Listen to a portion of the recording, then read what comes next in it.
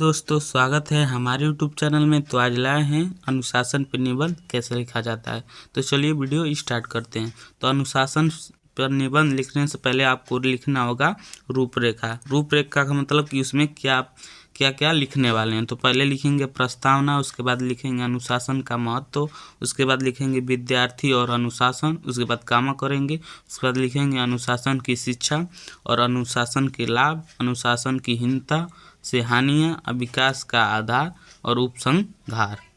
अब लिखेंगे प्रस्तावना, हेडिंग डालेंगे, उसके बाद लिखेंगे उसमें दृष्टि में जो संसार है, दृष्टि में सूर्य, चंद्रमा, तारे, ऋतु, प्रातः, संध्या आदि को नियमित रूप से आते जाते देखकर स्पष्ट होकर दृष्टि के मूल में एक नियोजित व्यवस्था कार्य कर रही है। यही सभी तत्व अनुशासन में बंद कर चलते हैं। यही कारण है कि इनके कार्यकलापों में किच मात्रा अंतर नहीं आता है, मतलब इनके कार्यकलापों में थोड़ा भी अंतर नहीं आता है। अब लिखेंगे अनुशासन की शिक्षा।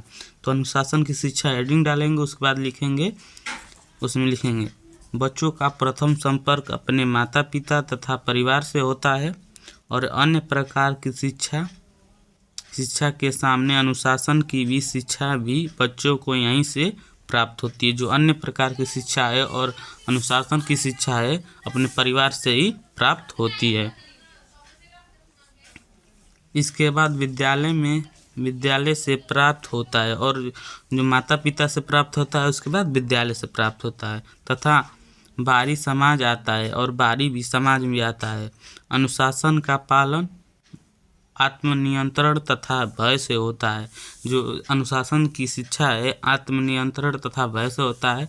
इसकी शिक्षा संस्कारों में मिलती है। जो इसकी शिक्षा है कि अनुशासन से क्या लाभ होते हैं। अनुशासन के द्वारा सफल जीवन यापन किया जा सकता है। जो अनुशासन है उसके द्वारा सफल जीवन यापन किया जा सकता है।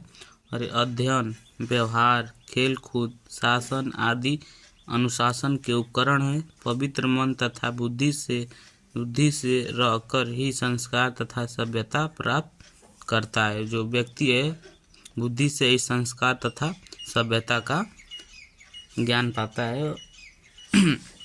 अब आगे देखेंगे कि अनुशासन से क्या हानियाँ होती हैं।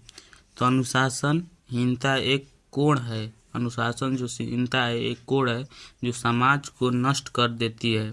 विद्यालय, छात्रावास, बाजार, घर, समाज आदि सभी में अनुशासन का अभाव दिखाई पड़ रहा है, जिसके फल स्वरूप अपराध, अन्याय, लड़ाई झगड़े तथा शत्रुता के कारण सर्वत्र बिखर रहा है।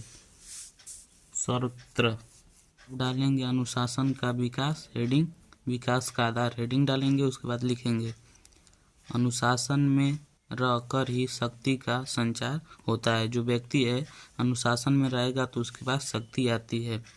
जो राष्ट्र जितना अनुशासित होता है, जो राष्ट्र है, देश है, जितना अनुशासित होगा वह उतना ही अधिक विकसित होता है। जो राष्ट्र जितना अनुशासन में रहेगा वो इतना ही विकसित होता है।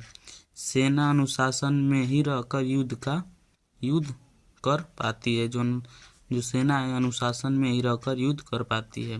विद्यार्थी अनुशासन में ही रहकर ज्ञान प्राप्त कर पाता है। जो विद्यार्थी अगर अनुशासन में नहीं रहेगा तो उसके पास ज्ञान नहीं प्राप्त कर सकता है। उसके बाद व्यापारी और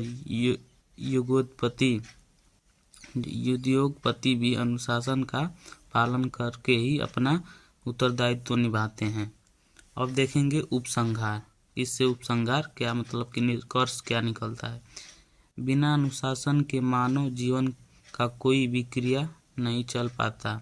जो मानव है अनुशासन में अगर नहीं रहेगा तो उसका भी कोई क्रियाकलाप नहीं चल पाता है। विद्यार्थी जीवन ही इसकी धुरी इसीलिए है। जो विद्यार्थी जीवन है धुरी इसलिए माना गया है। जीवन में अनुशासन का विशेष महत्व स्वीकार किया गया है। जो अनुशासन है उसमें जीवन का विशेष महत्व स्वीकार किया गया है।